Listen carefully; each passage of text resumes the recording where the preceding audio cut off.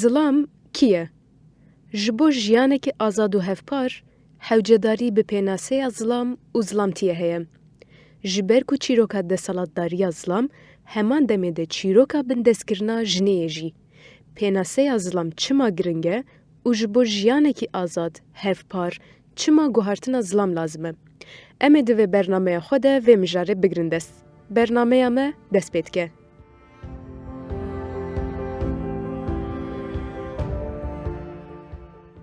Zilam, mêr, camêr, piyaw, peyar, kur. Di zimanê Kurdî de gelek peyvên ji bo zilam tên şoxlandin hene. An jî sîfatên weke gernaz, hozan, xweşmêr û her wekî din jî ji bo mêran tên bikaranîn. Peyvên egîd, camêr, arif, peyvên ku ji bo zilamên baş tên bikaranînin. Lê zilamtî, piştî avabûyîna desalatdarî, êdî bi van taybetmendiyan zêdetir bi hêz re girêdayî tê destgirtin. Hêza laşî, hêza aborî, hêza ku derdora xwe diçewîsîne, dibin nîşaneya zilamtî, an jî bi gotineke rast, zilamtiya serdest.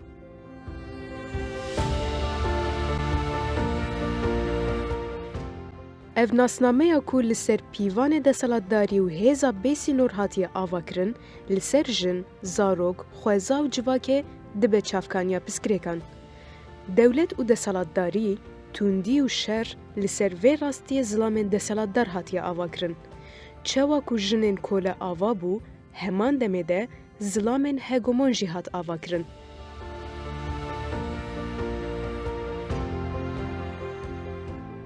Ji bo ku zilamtî pêş bikeve, pîvanên hegemonî hatin pêşxistin. Zilamên ku derve de wekî pişîkan e, di hundirê malê de wekî şêran dibe. Ev taybetmendiyê zilamê hegemon e.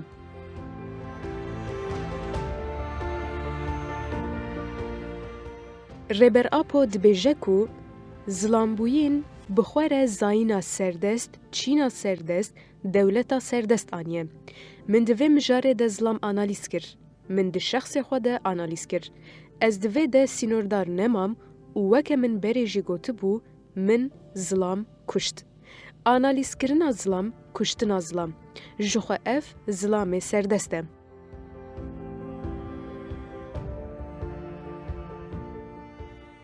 Têkoşîna azadiya jinê, bironîkirina rastiya jinê, hîşt ku rastiya zilamtiyê jî eşkere bibe. Bi taybet, piştî salên 1970 lêkolînên derbarê pergala bavksalarî û bîrdoziya zayînperestî de nîşan dan ku gelek taybetmendiyên jintî û zilamtiyê nexwezayî ne. Ev taybetmendî, bi bawerî, pergal, dibistan û gelek saziyan aliyê civakê de tên avakirin.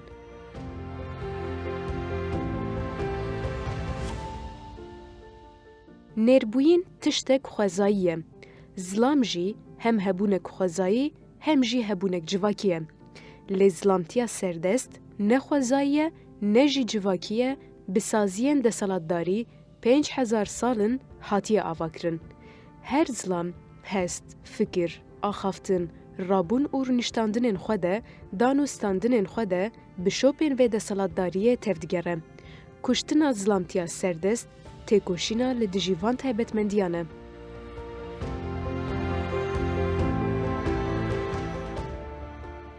Yek ji piskirêka mezin ev e ku zilam nakevin ferqa koletiya xwe. Ji bo vê jî lêgerîna azadiyê kêm e.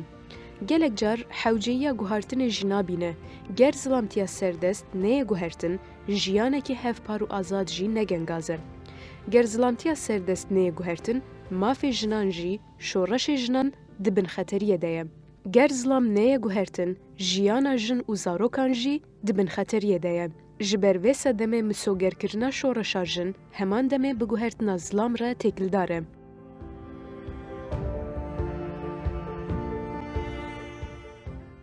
Di vê guhartina zilamê serdest, pîvanên esasî yê welatparêziyê, şoreşgeriyê, demokratîk bûyînê be. Zilamên ku dixwazin xwe biguherînin, divê bi jinê re jiyanekî bi empatî, hevpar ava bikin. Gelo ev pêkan e. Em bi hev re guhdar bikin ka zilamtiya serdest çawa were guhertin.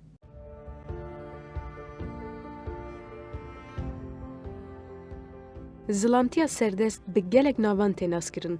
هنک تفگرن فیمینیست وینا وکه زلامتیا جهری زلامتیا هگمونیک جی بناو دکن. ده انجام دیروکی یا تیگیشتنا هزاران سالان ده دبن باندورا چاندا نیچیروانتیه، خاندانیه و به آوابوینا دولت اف زلامتی تشگرتیه. شر، کشتن، اسکرتی، بگشتی وکه کارن اساسی زلامان و پیوانن زلامتیه ده نشانداین.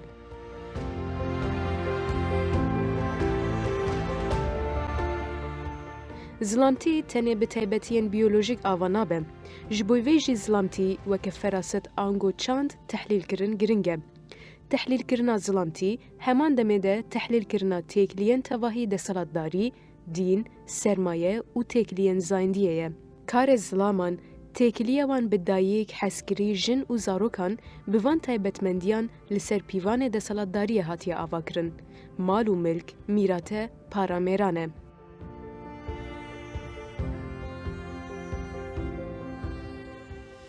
لیدان، کشتن، دنگ خو بلند کرن، بریارگرتن مافی وانه. دبارا ماله، پاراستنا ماله جی لمیران تهیوی کرن. دولت دسالتداری خو لسر وی راستیه آواد که. به پاره که بچوک یه دسالتداری مرجی دبن کوله دولته. کتنا فرقا وی راستیه لدجی وی راستیه تی کشین کرن، درفتن که دولت و دسالتداری دایه مر رد کرن، جبوی گوهرینا درکتن به بگاوین دست بگه.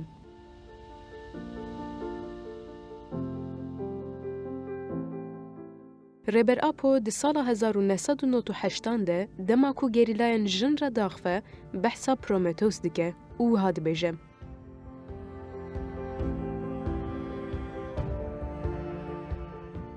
ما جهیزا ظلامتی گرد و مدا جنا آزاد. ام بویا کیف خوشن. جبر جنا کو هیز دبه جیان بخویه. جنا کوله تهدیدک هری مزن لهمبری جیانیه. دیسا دروجامیا ایرو ده ایمگیا پرومتوس فلسفه، زانبوین و به هنر دکارن آوا بکن.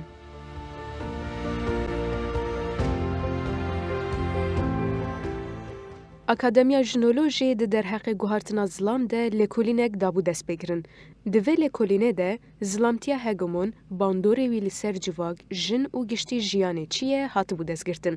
همان دمه ده پیوستی گوهرتنا زلام آرمانج و انجامن در حق وی لکولینه ده ام نرخاندنه اندام اکادمیا ژنولوژی گهدار بکن. زهربان حسین اندام اکادمیا ژنولوژیا باکو رجلات سوریه داخله.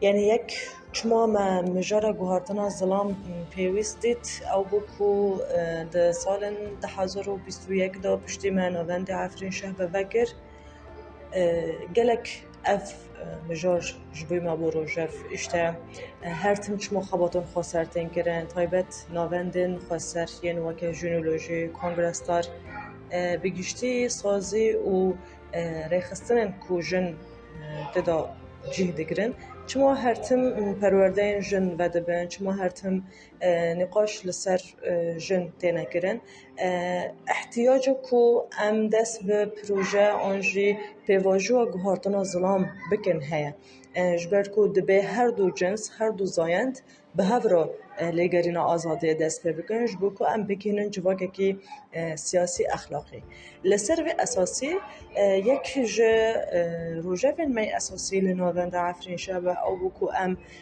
کم خباتن بناوه ارکازلان ده آواگرنا مالبته که دموکراتیک و جواکه که آزاد ده چیه اموه دست به بکن یعنی لهرما شهبایه شیروا تافایفینه لهر نافچه‌ای که کم خبات ده هر کومینه که ده هاده چی کرن به برشاربونا حوالن مربو پرانی کسان کودناف سازین مدا سازین رفبری خواستر دو جی دگرن تبلیغان کم خباتان بود همان دمه دا کسان کو یعنی خباتن مدنی دکنجی خباتن در وایره خستن دکنجی تبلیغان کم خباتان بود و هلبت دما ام بحث جوکه که آزاد دکن ام دوی چارچوبه دا بحث ملتی که آزاد دکن ملتی که به سیاست به پولیتیکا به اخلاق تفدگره لی ام همیشه دزانن آستا کو پرگالا دستهلاتداری جبوی میر نپخانده جوهر میر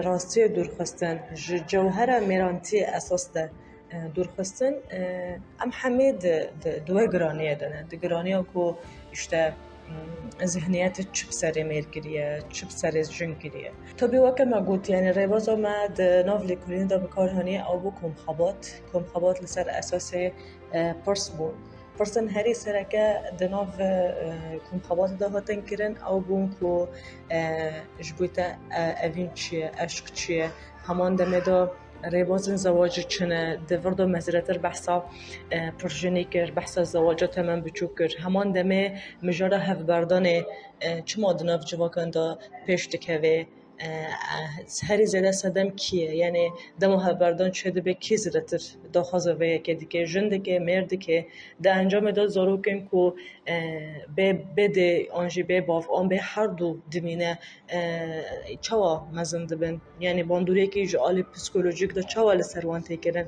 ده همان دمه ده ما بحثا تکرین اساس دنابری اندام مالبت دا چه دبه یعنی مالبت دا تکریه که چاوه هیا نابری باو دایک زاروک هروکی دن حتی داپیر باپیر یعنی جبرکو هن مالبت هنم مزنترن داپیر باپیر متک خال آب هروکی دن دناف دا دجین تکریه که چاوه دناف اندام مالبت دا چه دبن و ام یعنی یه راست چیه اساس اف یعنی روش هید ناف مالبتم دا چاوه و یه راست دبه چه به چاوه ببه طبعا دناف وان کم خباتان دا گلکی نقاشن بنرخ گلکی نقاشن بفایده نقاشن سوسیولوژیک پیش کتن براستش بر کو دناف وان کم خباتان دا وکه مگود پیک هاتین کو دناف جواک عفرین شهبه دا دجین او بخات دا آماده بون وجا گوهارتن دناف کفن شوپین جواکان دا چیه یعنی بری چوبو آنها چاوه میناک جبوی آواگرنا هفجیانه که آزاد چا میزد کن فرق و جداهین بر آنها چاوانه یه هری بالکش دناف کم خباتان دا او بکو جهر تمنه دناف دا آماده بود یعنی این تمن بجوان و این تمن مزن ناو دا آماده بون وجا تو تدکاری دناف نفشان دا گوهارتن و گوهارتن دناف جواک مدو پیش کتیه تو ببینه یعنی میناک خالوه که 6 سالی راد بو چیروک خواهی زواجه دو گوت یعنی به چه شواز زواجیه چاوا مالبتی وی خواستیه اشته جنه که برا بینه و اشته ده همان دمه دا جوانه که آنا روژ آنا ها دا راد بو نقاش تکر اشته شواز کوپه زواجیه چاواه افهمی یعنی افهمی چروکن کو دو گوتن افهمی تجربه دو گوتن جبوی نفشن کو آنها ده ناف شورش دا مازن دبن همه دو بون تجربه همان دمه دا میزه کرنا وان جن را گلک یعنی فرقی که مزون تردید اشته بریا کو شورش نوزده ترمه کو شورش جن تناس کرن به چه جعب لجن ده هاتم میزه کرن ده همان دمه دا آنا پشت شورش آنجی ام بیجان 12 سال شورش چه بویه به چه چعبی لجن میزد کن ده اف یک جی گلکی بر به چعبو گلکی بالکش بود ناو نرخاندران دا اشته به شورش روژاوه کردستان ده گلک گوهارتن هم ده کسایت جنده چه بو هم ده کسایت مرد چه بو ده همان ده مده تایبت لسر نفش جوان باندونه که چاوا آفا کریه یعنی افهمی نقاشم هاتنه کرن طبی بونه برگه لسر مالپرا جنولوژی آرگه هاته بلاف کرن ده همان دمه دا یعنی بریا که لسر مالپره مرد بلاف کرن انجام نوی هاته کم کرن او به کم خباته که مزل لسر آسا عفرین شهبه هاته کرن و پرانی کسین که تبلی و کم خباتان بود نزی 705 میر بود تدا آماده بود و ما انجام و کم خباتان جرا دانه پیشکش کرد ده همان دمه ده جی دناوا کم خباتا داوی هاتی کرن اکو انجام تدا هاتی پیشکش کرن دوه داره ده جی گلکی نقاشن گرینگ هاتن کرن یعنی مثلا میناک بدم خالی و کرابو گوت مثلا چماش بوی دکس هفدو برددن آنجی هفبردان دنو بری واندا چه دبه چما امجار دبیجن خبر دایه یعنی جی گوتنه که جوه گنجافتر گلو هیا ام بکار بینن آن اف گوتن گنجاوه میناک مثلا گله که بال کشاندن سر زواجت من بچوک دو گوتن اشته یک جو سدمن هری اساسی جبوی هفبردان اساسا اوه زواجت من بچوک یعنی بوان نقاشان ما دید کو دما دوان مجاران دیگه روژه و جوای کام بیشتی ما دید کو بخواد که ون فرقه پس که دیگه جوای که چهار شده بن به دست که شده به ذهنیتی که چهار شده به گلو چهار سریا وان چیه ام دکارن چی بکنش بوی کو ام وان پرسکرکان در باز بکنش بوی کو جواب که من نماد وان پرسکرکان را در باز بعد همان دمی دو جبوی نفشان و ام چی دف کردن جبوی زارو کن خواه ام چی دف کردن ده همان دمی دو دست کفتین کو ما به شورش به دست خستیه ام چا بکاره بم بپارزن اگر ام لگوری ذهنیتی که کفن آنج لگوری که ذهنیتی که دست خلادار ته بگردن ام چا بکاره بن ده شورش روجاوی کردستان دست کفتین کو بپارزن مدید کو گله گرینگه ام وان کم خباتون چه بکن ده همان دمیده جی انجام و به گل را پارده بکن یعنی تابی وقتی ما گفت ام دیشتن گله کی انجام سوسیولوژیک انگرادای جواک عفرین شهبه ده همان دمیده ما گرینگی وان خباتان دید راستی یعنی میرجی دنوا وان خباتان دا جی خواب گیره ده همان دمیده اوجی خبر پرسیار ببینه که گوهارتون و گوهارتون اوجی دست به بکش بر دما دست بکه منونو کم خبر چه دکرن و مثلا ما یک دوکومین چکر و مثلا در باست بون تشته هری زده دهاتا گوتن لگلگ جیان یعنی تشته هری زده دوباره بویه تکرار بویه مردو گوت اشته شورش جنه و دکا بلا جن واره من آزاد بگه دکا جن بلا واره من رزگار بگه یعنی هشمنده که وی شکلی جبوی میران چی ببو دناف کم خباتان دا ما هول دا ام وی که بدن در باز کردن اشته وقت ام دبیجن شورش جنه نواته کو مر به ارکه نواته کو مر دبرونه و ین در دور تب بگارن اوجت تشتی نکش برکو نبناوی ویه اشورش هر وکیدن یعنی گرینگیه کو چما ام دبیجن شورشا روجاوا شورش جنه ما خواست ام بدن ناز کردن گرینگیه که وی آوایی ام بدن آوا کردن گلا مر راستی ارکیوی چیه دنا و شورش جنده مر و بکار بچه بگه گلو و تکلی که چاوا دنا بری مرو جنده چه ببه هولدان مهنه کو ام جواکه که آزاد چه بکن ام به هفرا لسر اساسه لسر تیزن هفجان آزاد ام بجین گلو ام چه بکنش گوی که ام بکار من وان تیزان پیک بینن هروها لسر و اساسی جی نقاشن دوی اوایده گله که کروهور هاتنه کرن طبی اف همیجی به پیشنگتیا و که ما گوت ناوندا لیکولین جنولوژی یا عفرین شهبه هاته کرن و همان نمیجی کنگرستار یعنی هر دو به هفر آلی کاری کرن و اف کم خوات کرن یعنی تی زانین کو جنولوژی زانستا جن جیان و هفجان آزاده یعنی آنجاق به جنولوژی آنجاق به زانستا جن زانستا کو بدست جن هاتیه هوناندن ام سوسیولوژی جواکه یا راست فهم بکن ام جاره که دی زانست و سوسیولوژی بکینن هفته و بخن دست جواکه بخن دست جنه بخن دست کسین کو علاقه و وان مازن اساس به سوسیولوژی ها او جواک بخواه جبر کو زانستا پوزیتیویزم زانستا یک عالی زانستا یک پاره جن و جواک زانستان قط کرد سوسیولوژی قط کرد افجی همی خطرین کو آنها ام تجین همی خطرین کو نه د جواک دا هر وکیدن یعنی نه تنه ام دبیجن جواک روشلاتون ویل هر داره حتی ل اروپا جه خطرین کو دناف جواکان دا بلا بی همی به وهش مندی بلا بی جبر کو ام بکار بن وهش مندی بدون گوهرتن جبر کو ام بکار بن جواکان سر اساسی کی راستی و که هف پار جواکی که هف دوگرتی آوا بکن دبی کو ام جنولوژی پیش بخینن یعنی به جنولوژی و civakekî siyasî politik axlaqî ava bibe bi jinolojî em ê hevjiyana azad pêk bibîn. Beriya ku bavik salarî ava bibe, zilam kî bû? Derheqê vê mijarê de Cangorî Hêlîn Murad dibêje ku di çarçoveya zayendiya civakî de giring e ku serdestiya zilam û statuya jinê bi kurahî lêkolîn bikin. Rastiya jina azad û zilamê azad jî ji neolîtik bigirin dest ku çareserî bi dest bixin. Peyva camêrd peyvekî kurmancî ye. Tê wateya mêrên cemdayîkê, yanî tê wateyê ku camêr ferqa hêza jin û jiyanê de ye.